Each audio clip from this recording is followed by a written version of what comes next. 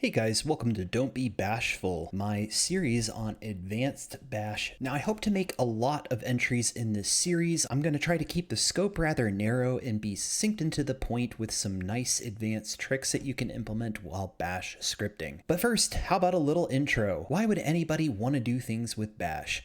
Well, there's a few reasons. Bash is ubiquitous. It's pretty much everywhere.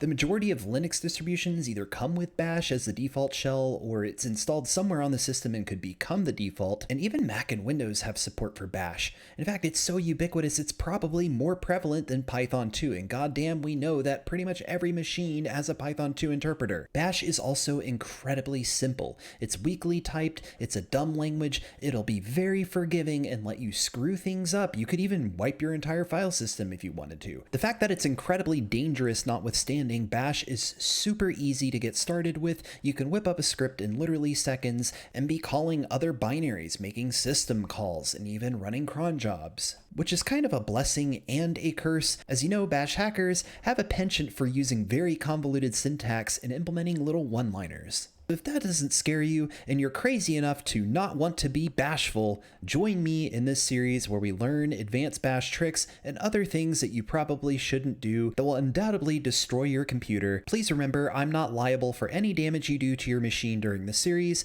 That said, like and subscribe and stay tuned for this awesome series.